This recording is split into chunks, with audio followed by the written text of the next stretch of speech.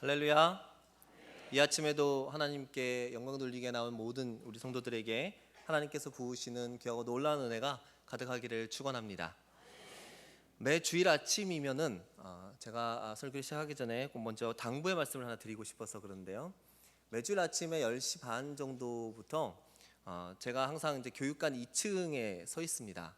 우리 앞에 본당 앞에 우리 목장 담당 우리 목사님들 전사님들 계신 것처럼 저는 교육관 2층에서 우리 아이들을 또 청소년들을 선생님들을 주로 선생님들은 지각하는 분들을 감시하고 있는데 그렇게 맞이하고 있습니다.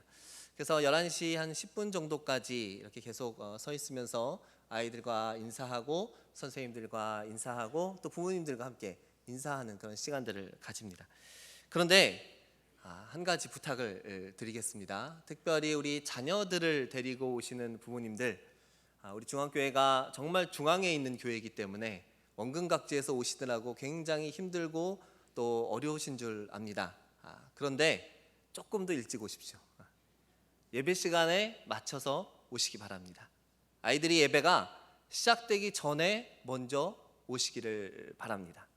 신앙교육은 다른 데 있는 것이 아니라 그렇게 작게 시간을 지키고 아이들에게 예배를 준비할 수 있도록 돕는 것, 거기서부터 아마 신앙교육은 시작될 것이다 라고 저는 믿습니다. 근데 그 일을 우리 부모님들이 도와주셔야 돼요. 사실 주일 아침에 바쁘시죠. 저도 목장 안에 살고 있지만 정말 엎어지면 코 닿을 때가 아니라 무릎 닿을 곳인데도 불구하고 아이들을 데리고 나오려면 참 준비할 게 많은 것 같습니다. 그래도 여러분 일찍 나오시기 바랍니다. 아이들이 예배를 준비할 수 있도록 도와주시고 예배는 늦어도 되는 거구나 라는 그런 생각들이 들지 않도록 정말 하나님 앞에 준비되고 예비된 그런 예배를 드릴 수 있도록 여러분들께서 제발 도와주시고 또 여러분 함께 해주시기를 간절히 부탁드립니다. 함께 아울러서 올해 제가 이제 교육 목사다 보니까 저희 관심이 거기에밖에 사실 없습니다. 우리 아이들이 올 여름 이제 7월 달이 되게 되면 매년 있게 되는 이제 여름 성경학교, 여름 캠프, 여름 수련회가 시작이 됩니다. 이제 한 달 남지 않은 시간들인데요. 7월 19일을 시작으로 해서 우리 영아부, 유아부, 또 유년부, 유치부, 또 초등부, 중등부, 고등부, 중고등부는 8월 달까지 넘어가면서 이제 여름 행사, 여름 교육들이 진행이 되게 됩니다.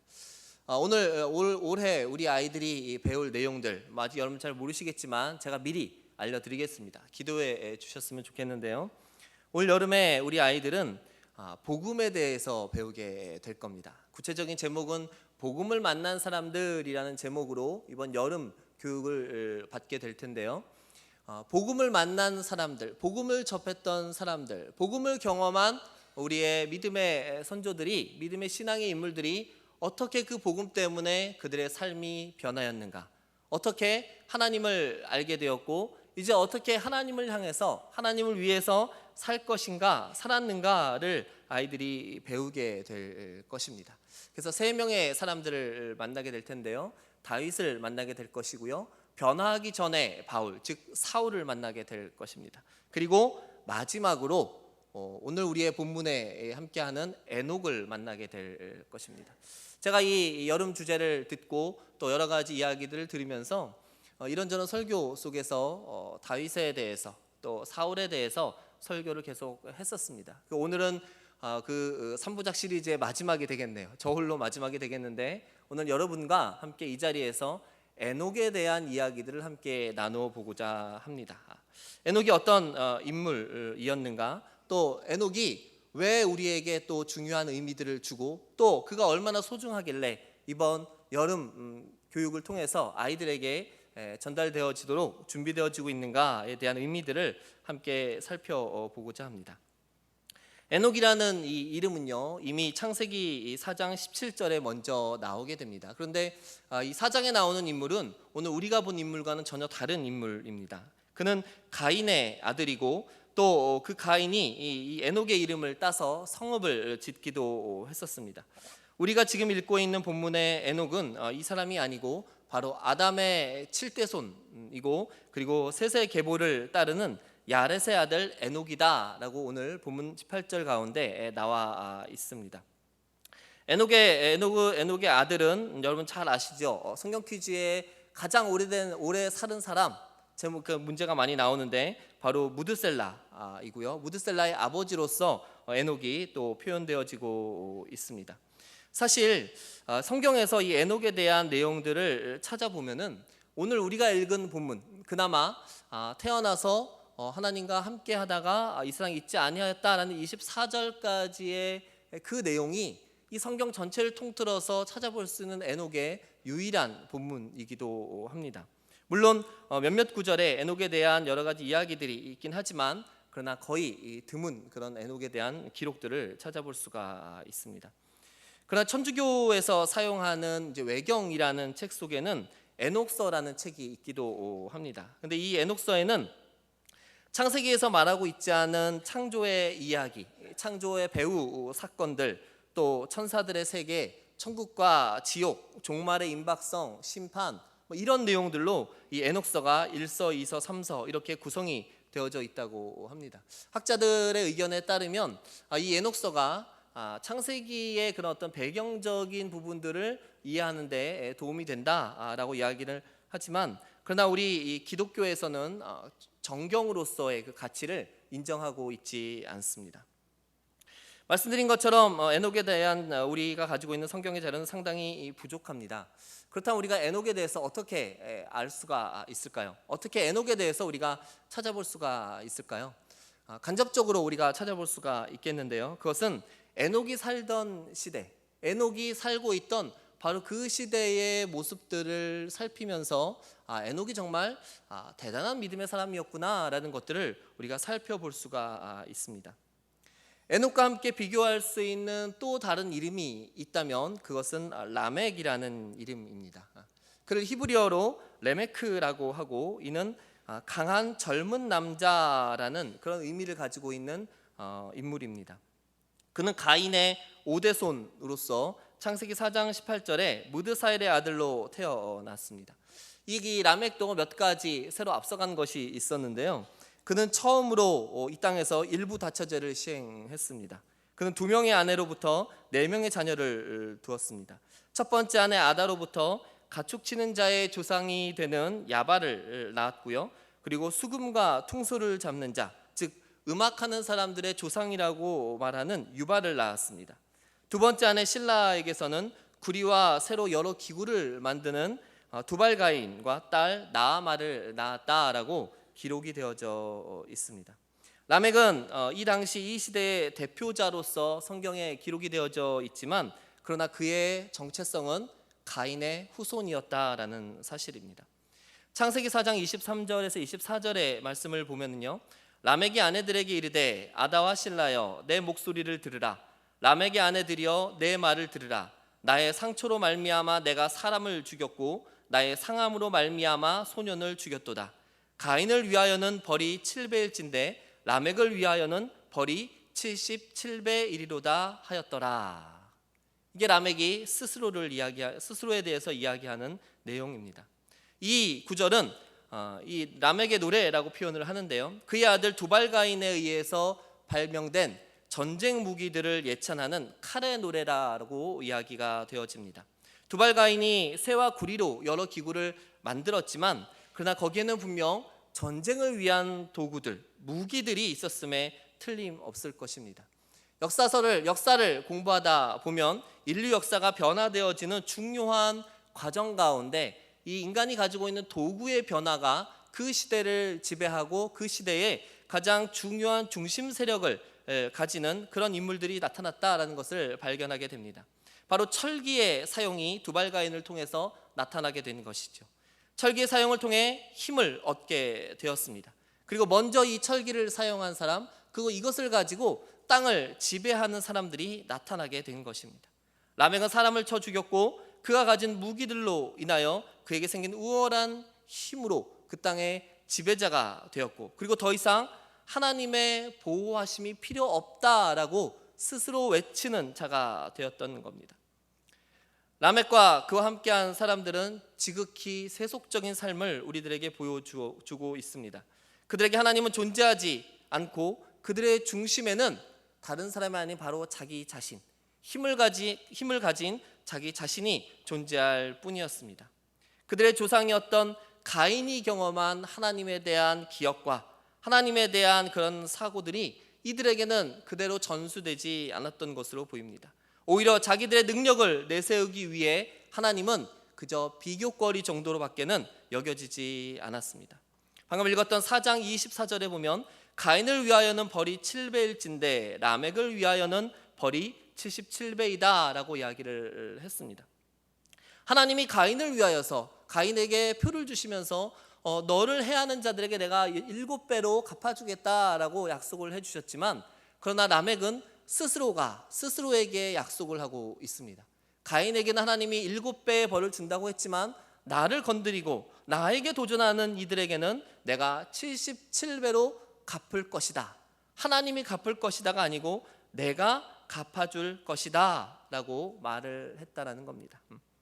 이들의 전형적인 모습들, 자기의 능력을 믿고 소위 자기의 주목을 믿는 바로 이들의 모습은 여기서 끝나지 않았습니다. 계속적으로 창세기 6장에 이르기까지 계속해서 이 라멕의 사람들, 라멕의 시대를 살고 있는 사람들의 모습이 점점 더 그 깊이를 더해가면서 더 극대화되어져 가면서 세상 가운데 만연해지기 시작했습니다. 급기야 하나님이 창세기 6장 6절에 이렇게 말씀을 하셨죠.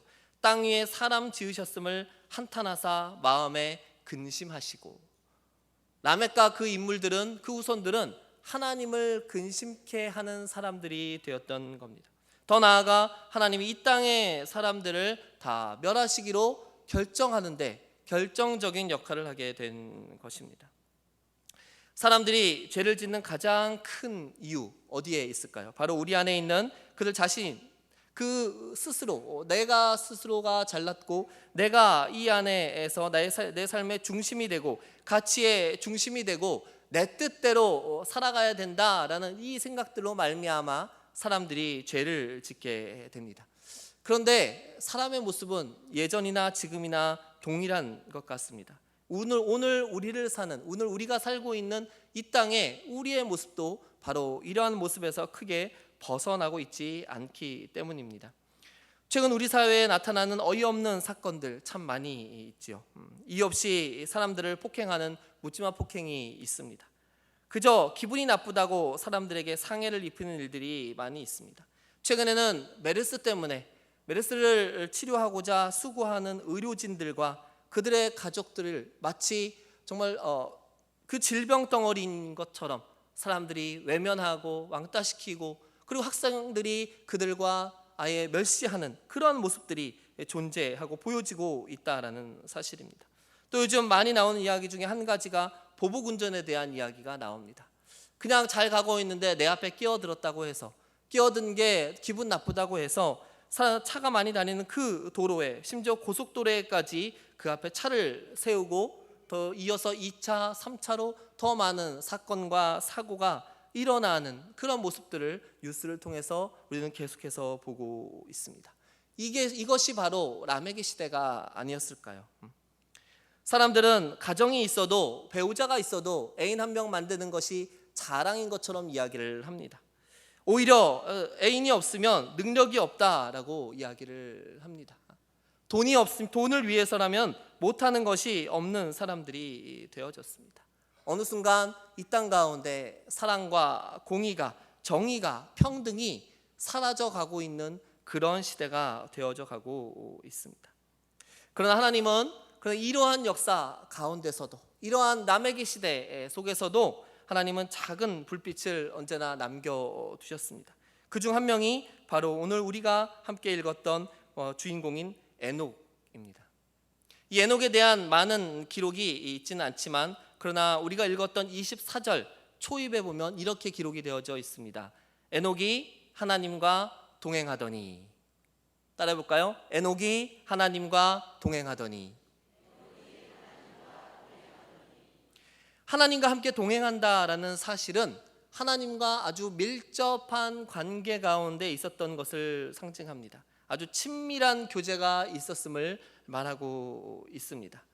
에녹의 시대는 곧 라멕의 시대였습니다. 사람 중심의 시대였고, 사람들은 자신이 세상의 중심이다라고 외치는 시대였습니다. 그 중에 힘이 가장 센 이가, 강력한 무기를 들고 있는 이가 그들의 중심에 섰을 것이고, 많은 사람들이 그를 향하여서 모여들었습니다. 그러나 에녹의 중심은 그들이 아니었습니다. 에녹이 바라본 것은 바로 힘을 가진 사람들이 아니었습니다. 강력한 철기의 무기를 든 사람이 아니었습니다. 그에게 중심은 오직 여호와 하나님 한 분이셨습니다. 성경에는 기록되어져 있지 않지만 아마 에녹은 상상해 보건대 그때 그 당시 사람들에게서 환영받지 못한 사람이었을 것입니다. 에녹은 당시 사람들이 바라보았을 때 유별난 사람이었을 것입니다. 우리와는 다른 사람이야 라고 이야기를 들었을 것입니다. 에녹은 분명 사람들을 대할 때마다, 그리고 그들에게 함부로 말을 하거나 그들을 괴롭히거나 그들을 상처 주는 그러한 모습들을 보이지 않았을 것입니다. 항상 그는 겸손하게 누군가와 함께 한 듯이, 누군가와 함께 동행하듯이 생활하고 또 그렇게 말하였을 것입니다. 부흥사셨던 우리 성결교회의 이성봉 목사님, 여러분 잘 아실 겁니다.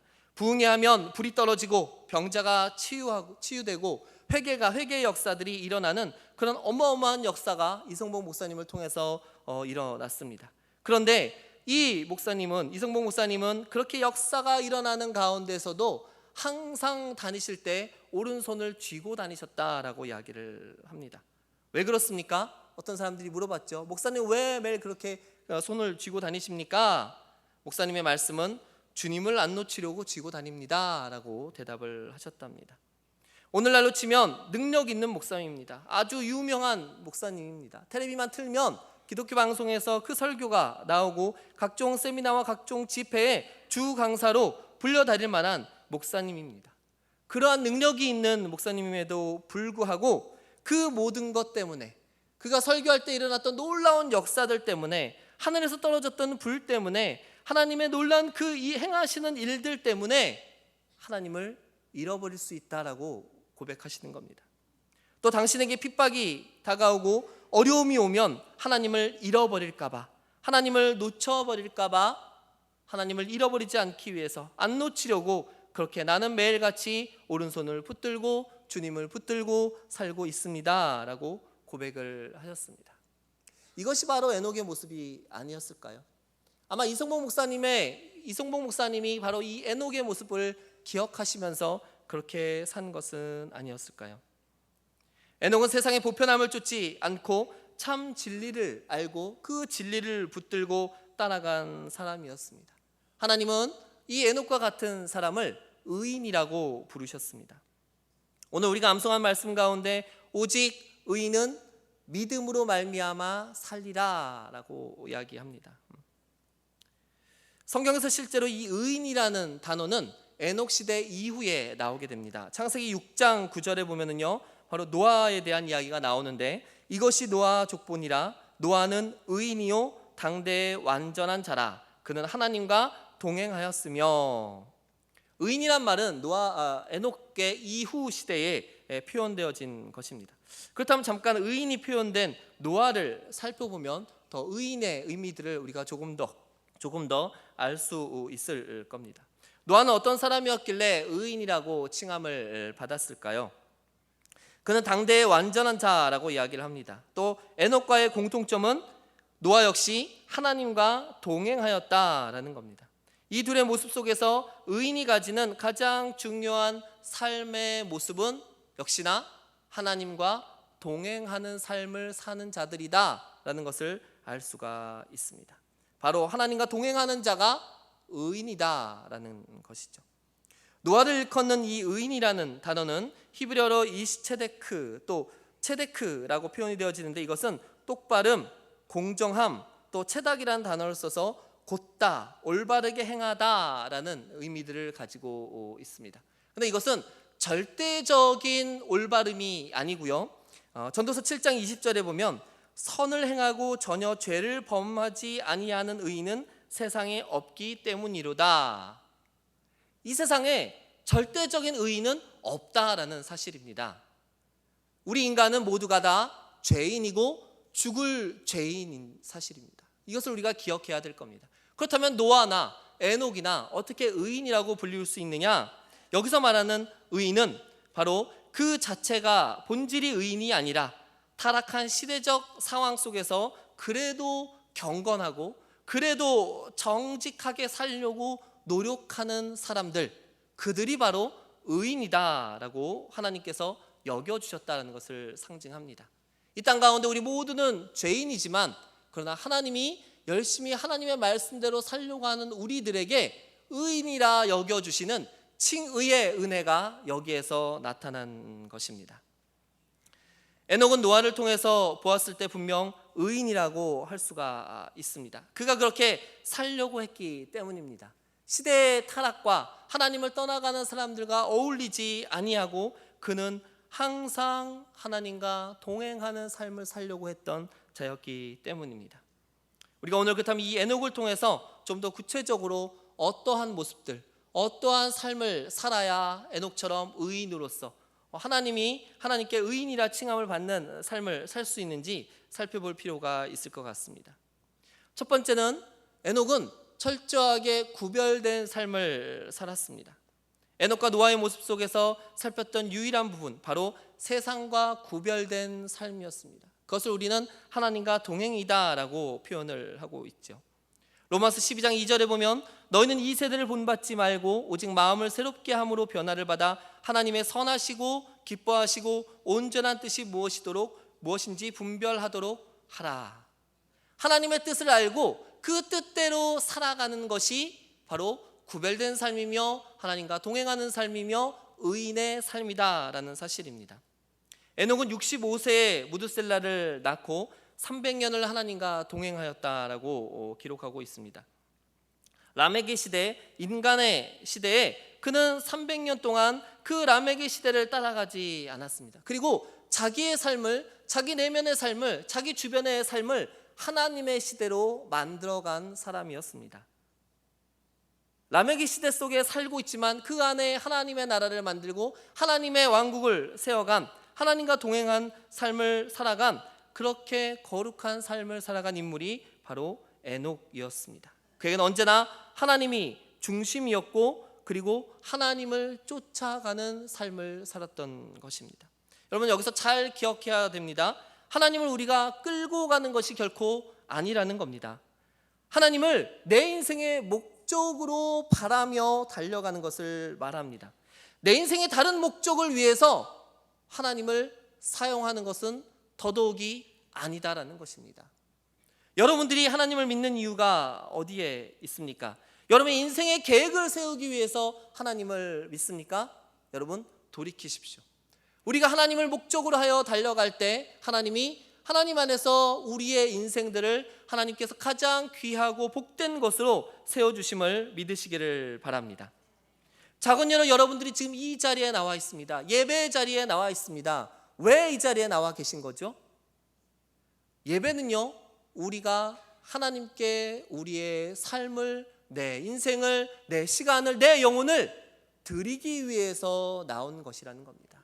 그게 첫 번째 이유이고 유일한 이유다라는 것을 저는 말씀드리고 싶습니다. 예배를 통해서 우리가 하나님 앞에 드림으로 인하여서 하나님이 우리의 삶을 받으시고 그리고 그것에 대하여 기뻐하시며 우리에게 은혜로 부어주시는 많은 복들이 있는 줄 압니다. 그런데 자칫 많은 분들이 하나님께 드리기보다는 하나님께 받는 것에 더 집중하여 나오는 경향이 있다라는 겁니다. 물론 처음 이제 하나님을 알고 이제 처음 신앙을 가지고 어린아이와 같은 믿음을 가지신 분들은 그렇게 시작할 수 있습니다.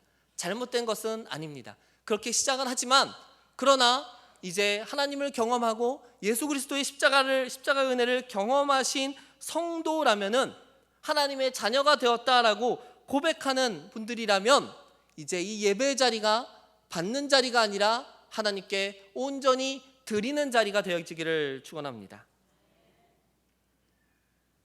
우리가 구할 것은 받을 것이 아니라 바로 드릴 것입니다. 더 많이 드리기 위해서 하나님께 나오시고 하나님의 선하시고 기뻐하시고 그 온전한 뜻을 깨달아 돌아가는 저와 여러분 되어지기를 소원합니다. 최소한 에녹은 또 노아는 그러한 하나님의 뜻을 찾기 위해서 그렇게 삶과 생각과 그의 마음을 낮추고 겸손하게 하나님을 찾았던 이들입니다. 야고보의 형제 유다가 유다서를 기록을 했는데요, 여기에 에녹에 대한 이야기가 나왔습니다. 에녹이 하나님의 심판을 예언하였다라고 기록을 하면서 유다서 1장 15절에 이렇게 표현이 되어져 있습니다.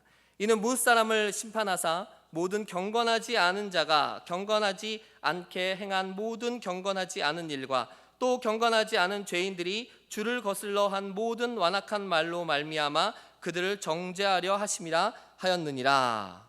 복잡하죠? 경건하지 않은 자들을 향하여서 결국은 심판하실 것이다 라는 말씀입니다. 세상과 구별하는 삶이 필요합니다.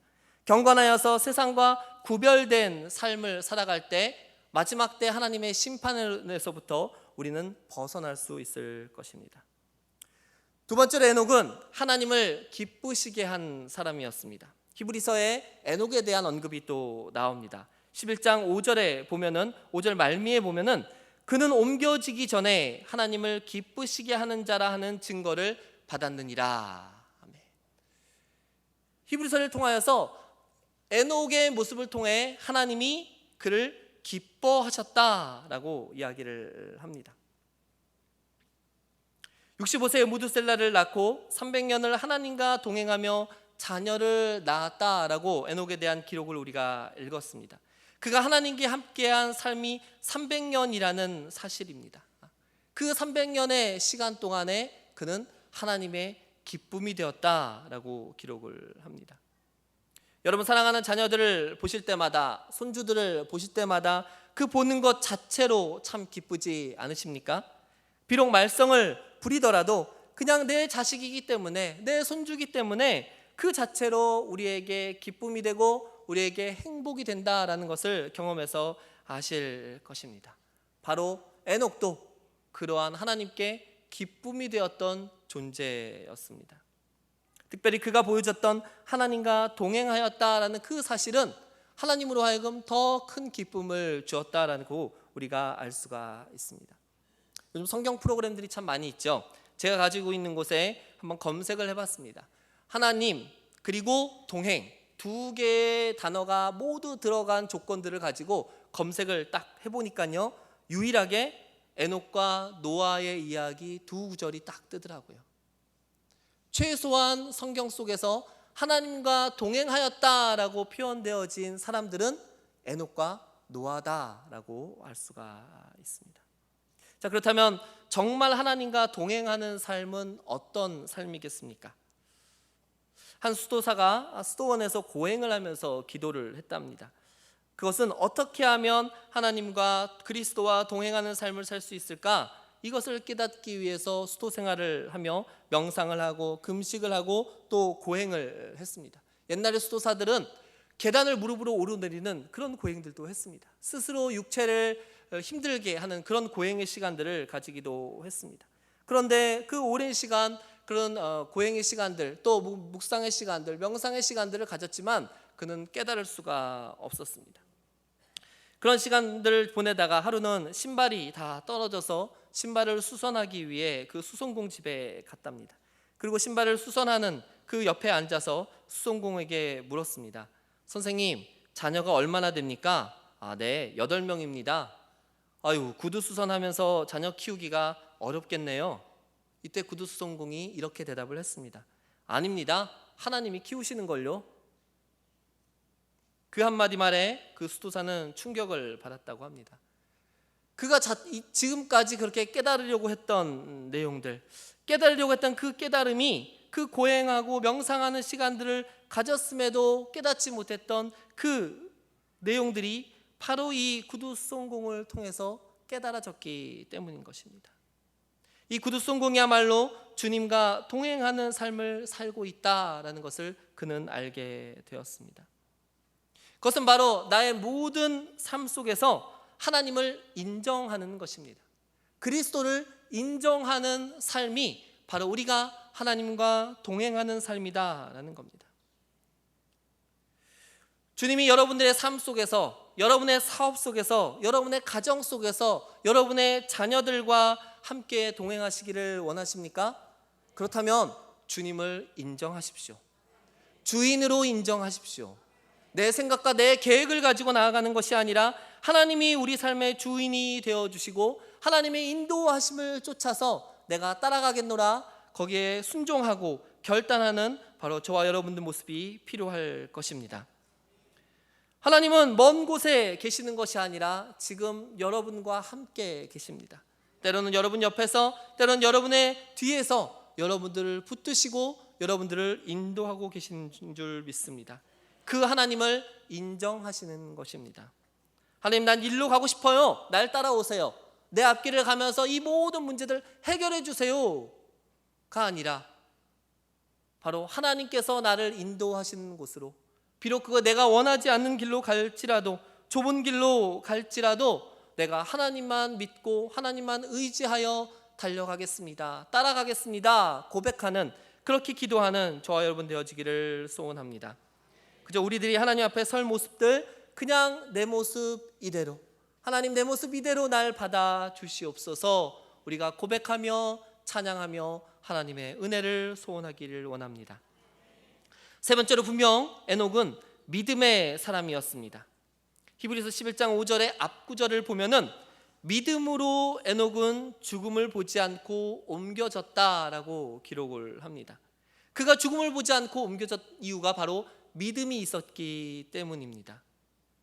에녹은 믿음을 소유한 자였습니다. 모든 사람들이 거쳐야 하는 그 죽음의 관문을 그는 믿음으로 말미암아 거치지 않고 하나님의 나라로 올라간 인물입니다. 성경 속에 또 그러한 인물이 한 명 더 있죠. 엘리야가 있습니다. 에녹과 엘리야는 인간이 거쳐가야 될 죽음의 관문들, 그 고통과 슬픔의, 헤어짐의, 이별의 관문들을 거치지 않고 그대로 하나님 나라로 올라간 인물입니다. 그가 가진 믿음이 하나님을 기쁘시게 하였고, 그가 가진 믿음으로 인하여서 세상 가운데 구별되고 거룩한 삶으로 인하여 하나님은 그를 죽음을 거치지 않고 하나님 나라로 인도해 나간 그런 인물임을 기억하시기를 원합니다. 히브리서 11장 6절을 여러분들이 주목하기 원합니다. 믿음이 없이는 하나님을 기쁘시게 하지 못하나니 하나님께 나아가는 자는 반드시 그가 계신 것과 또한 그가 자기를 찾는 자들에게 상 주시는 이심을 믿어야 할지니라. 아멘. 11장 5절에서 에녹에 대하여서 이야기를 합니다. 그는 믿음으로 죽음을 거치지 않았고 그는 그 믿음 때문에 하나님께 기쁨이 된 자였다라고 이야기를 하면서 11장 6절에서 언급하기를 믿음이 얼마나 중요한 것인가, 믿음으로 말미암아 하나님을 기쁘게 하고, 그리고 우리들 믿음을 가지고 하나님 앞에 나아가는 사람들에게는 정말 그 하나님이 계시다라는 것을 인정해야 된다, 또 그들에게 상 주시는 임을 우리가 믿어야 한다라고 강조하고 있음을 여러분은 살펴보시기를 바랍니다. 에녹이 하나님을 기쁘시게 한 것, 그와 동행한 것과 함께 그에게 분명한 믿음이 있었음을 여러분 기억하시기 바랍니다. 믿음은 하나님을 웃게 만드는 것입니다. 믿음이 하나님께서 우리를 보시기에 좋았더라라고 말씀하시는 가장 중요한 매개체가 될 것입니다. 우리 안에, 또 저와 여러분 안에, 우리 모든 믿는 자들 안에 온전하고 분명한 하나님을 향한 믿음이 세워지기를 축원합니다. 우리를 살리신 예수 그리스도의 십자가를 믿고 신뢰하며 마지막 시간까지 최선을 다해 달려가시기를 바랍니다. 그 믿음의 인도하심 가운데 서 계시는 저 여러분 되어지기를 소원합니다. 네 번째로 에녹은 우리들에게 보여주는 영생의 첫 번째 그림자다라는 말이 있습니다. 그는 영생의 첫 열매이다라는 것이죠. 이 표현은 제 표현이 아니고요, 우리 성결교회 목사님이기도 하시고 지금 한세대학교 교수이신 차준희 교수님이 이 에녹에 대해서 표현한 언어입니다. 에녹이 하나님과 함께 동행하며 살았고 그는 결과로 죽지 않았습니다. 이 단어, 이 본문에 쓰여진 동사 라카크라는 이 단어가 있는데요, 이것은 데려가다라는 의미입니다. 근데 이 데려가다라는 그 말에 주어와 목적어가 분명하게 세워져 있는데 하나님이 인간을 데려가셨다라는 의미를 가지는 것입니다. 철저하게 하나님께서 에녹을 하나님 나라로 데리고 가셨다. 그가 스스로 사라진 것이 아니라, 그가 스스로 찾아간 것이 아니라 하나님께서 그를 하나님의 영원한 영생의 나라로 데리고 가셨다라는 것입니다. 이 에녹의 승천 이야기는 죽음의 세력에도 제한받지 않는 하나님의 위대한 능력을 보여주고 있습니다. 또 한편으로 우리 모든 믿는 자들, 하나님과 함께 살려고 하는 모든 이들에게 바로 영생에 대한 소망을 알려주는 구절이기도 합니다. 다시 말하면 믿는 자들에게 주어지는 은혜가 있는데, 하나님을 섬기고 하나님을 기쁘시게 하고 하나님과 동행하는 자들에게 주어지는 은혜가 있는데, 가장 큰 은혜가 바로 하나님 나라에서의 영생의 은혜다라는 사실입니다. 요한복음 5장 24절에 내가 진실로 진실로 너희에게 이르노니 내 말을 듣고 또 나 보내신 이를 믿는 자는 영생을 얻었고 심판에 이르지 아니하나니 사망에서 생명으로 옮겼느니라. 여러분, 우리가 하나님 앞에 예배하면서 우리가 구하고 우리가 소망해야 될 가장 크고 놀라운 은혜가 있다면 그것은 바로 하나님 나라의 영생의 은혜입니다. 이 땅에서의 잘 사는 것도 소중하죠. 이 땅에서 행복하게 사는 것도 우리에게 너무나도 중요한 일입니다. 그러나 더 크고 더 놀랍고 더 중요한 것은 바로 하나님 나라에서의 영생을 누리는 것입니다. 영원히 끝나지 않는 삶, 영원히 하나님과 동행하며 살아가는 그 영생의 은혜들을 여러분 모두 받으시기를 축원합니다. 오늘 저는 제목을 나와 함께 가자라고 잡았습니다. 세상이 구분되어지고 하나님과 동행하며 믿음으로 하나님을 기쁘시게 한 에녹, 그에게 하신 하나님의 말씀이다라고 생각을 해봅니다. 사실 처음 이 설교를 준비하고 생각할 때 이런 단어들을 생각해 봤어요. 아까 이 에녹이 우리 여름 캠프 주제로 나온다고 말씀드렸죠. 그러다 보니까 좀 유아틱하게 나왔었습니다. 우리 집에 갈래? 나랑 같이 갈래? 우리 집에 가서 함께 살자. 근데 아무리 생각해봐도 어른 예배 제목으로는 너무 유아틱한 것 같아요. 그래서 바꿨습니다. 나와 함께 가자라고 바꿨습니다. 자, 여러분, 하나님이 얼마나 기뻐하셨을까요? 마지막으로 조금 더 상상해 보시기 바랍니다. 에녹을 바라보시면서 하나님이 얼마나 기뻐하셨으면 그를 그렇게 하나님 나라로 데리고 가셨을까요? 성경에서, 우리가 읽은 성경에서 에녹이 365세를 살았다라고 기록을 합니다. 대단한 수명이죠. 그런데 이 시대를 살펴보면 에녹은 사람들 평균 수명의 반도 못 살았습니다. 아버지 야렛은 962세를 살았고요. 아들 무드셀라는 969세를 살았습니다. 평균적으로 봐도 에녹이 그대로 살았다면 900세 이상 이 땅 가운데서 살았을 것입니다. 그런데 말입니다, 하나님이 에녹을 보시면서 얼마나 기뻐하셨으면 채 3분의 1 정도밖에 살지 못했는데, 이제 365세밖에 살지 못했는데 그를 데리고 하나님 나라로 가셨을까요? 아마 하나님을 기쁘게 한 에녹, 하나님과 동행하고 하나님을 행복하게 했던 에녹에게 하나님은 더 크고 더 놀랍고 더 귀한 선물을 주고 싶으셨던 것입니다. 그게 뭘까요? 바로 하나님 나라에서의 영생입니다. 우리는 이 땅에서 장수하기를 원하며 살고 있죠. 이 땅에서 어떻게든 더 오래 살기를 원하고 있습니다. 그러나 하나님의 시각에서 보았을 때 하나님이 하나님의 백성들에게 장수하는 복을 주시긴 했지만, 그러나 하나님의 시각에서 보았을 때 더 크고 더 놀라운 은혜는 바로 하나님 나라에서의 영생이라는 사실입니다. 이 땅에서의 삶보다 더 귀한 것이 하나님 나라의 영생임을 기억하시기를 바랍니다. 하나님이 우리를 찾아와서, 저를 찾아와서, 여러분을 찾아와서 이렇게 말씀해 주셨으면 좋겠습니다. 이제 나와 함께 가자. 우리의 육신의 한계가, 육신의 기한이 다 차서 죽음으로 나아가는 것이 아니라, 그렇게 하나님께로 돌아가는 것이 아니라, 하나님이 내 모습을 보시고 하나님이 나의 삶을 보시고 하나님이 여러분의 삶을 보시면서 너무 기뻐하셔서 에녹에게 주셨던 그 크고 놀라운 선물, 더 그 크고 놀라운 선물들을 저와 여러분에게도 주시기를 소원합니다. 나와 함께 가자. 이것이 에녹에게만 주어진 말씀이 아니라 저와 여러분도 함께 듣는 귀하고 놀라운 하나님의 축복이 되기를 축원합니다.